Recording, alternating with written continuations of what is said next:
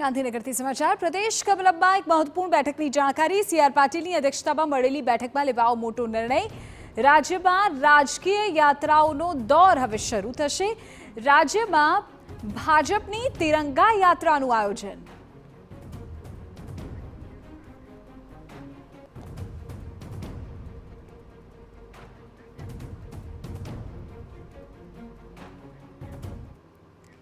તેરાજ મુદ્દે વધુ જાણકારી મેળવી અમારા સંવાદદાતા કિંજલ મિશ્રા આપણી સાથે અત્યારે લાઈવ જોડાઈ ગયા છે। કિંજલ, તિરંગા યાત્રા કયા વિસ્તારોમાંથી ફરશે, કઈ રીતે આ યાત્રાનું આયોજન થશે, વિગતો?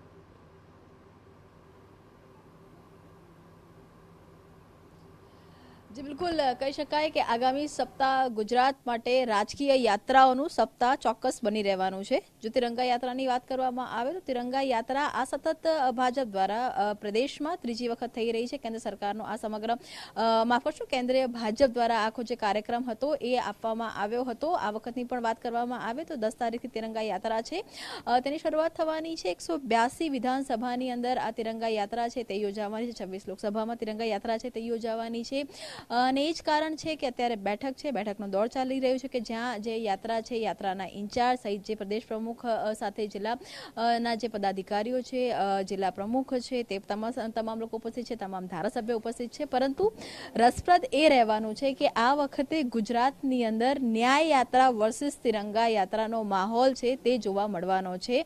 કારણ કે આ વખતે કોંગ્રેસ દ્વારા પણ ન્યાય યાત્રા છે તેની તૈયારીઓ છે તે કરવામાં આવી છે। કોંગ્રેસના દાવાની વાત કરવામાં આવે તો લગભગ 9 તારીખથી આ ન્યાય યાત્રા છે તે શરૂ થવાની છે। અને આ ન્યાય યાત્રાની વાત કરવામાં આવે તો મોરબીની વાત કરીએ, હરણીની વાત કરીએ, રાજકોટની વાત કરીએ કે તક્ષશિલાની વાત કરીએ, આ ચારે દુર્ઘટનાના જે પીડિતો છે તેમાંથી કેટલાક જે પીડિતો છે, કેટલાક અસરગ્રસ્તો છે આ ન્યાય યાત્રામાં જોડાવાના છે। અને આ જે ન્યાય યાત્રામાં જ્યારે અસરગ્રસ્તો જોડાવાના છે તેની સાથે જે કોંગ્રેસના પણ જે કેન્દ્રીય નેતાઓ છે તે ગુજરાતમાં આવવાના છે। રાહુલ ગાંધીની ગુજરાત આવવાની વાત છે। તો આ તમામની વચ્ચે કોંગ્રેસ દ્વારા પહેલી વખતે ન્યાય યાત્રા ગુજરાતમાં થઈ રહી છે, પીડિતો તેની સાથે જોડાશે। તો તમામની સાથે ભાજપે સતત જે 2 વર્ષથી જે તિરંગા યાત્રા કરી રહી હતી તેને પણ આ વર્ષે કન્ટિન્યુ કરી રહ્યા છે। અને ભાજપના જે પદાધિકારીઓ છે, ખાસ કરીને મંત્રીઓની વાત કરવામાં આવે, ગુજરાતની પદાધિકારીઓની વાત કરવામાં આવે ને તેની સાથે જ કેન્દ્રીય સ્તરેથી પણ કેટલાક જે નેતાઓ છે તે ગુજરાતની અલગ અલગ જગ્યા પર તિરંગા યાત્રાની અંદર જોડાશે।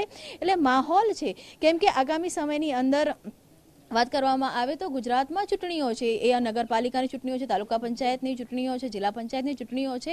અને વર્તમાન જે માહોલ છે તેની અંદર બંને જે પાર્ટીઓ છે તે ક્યાંક ને ક્યાંક પોતાના કાર્યકર્તાઓને વોર્મઅપ કરવા માટે અને તેની સાથે જ જમીન સાથે જોડાવા માટેનો આ જે પ્રયાસ છે તે કરી રહી છે। અને એ જ કારણ છે કે ગુજરાતમાં આગામી સપ્તાહની અંદર બંને રાજકીય યાત્રાઓ, બંને રાજકીય રંગ છે તે જોવા મળશે। ત્યારે જોવાનું એ છે કે જન પ્રતિસાદ કઈ યાત્રાને સૌથી વધારે મળે છે, કઈ સફળ થશે। બિલકુલ કિંજલ, આભાર તમામ વિગતો બદલ। તો ઓગસ્ટ મહિનો યાત્રાઓનો મહિનો રાજ્યમાં રહેશે અને રાજકીય યાત્રાઓમાં એક તરફ કોંગ્રેસની ન્યાય યાત્રા, બીજી તરફ ભાજપની તિરંગા યાત્રા જોવા મળશે।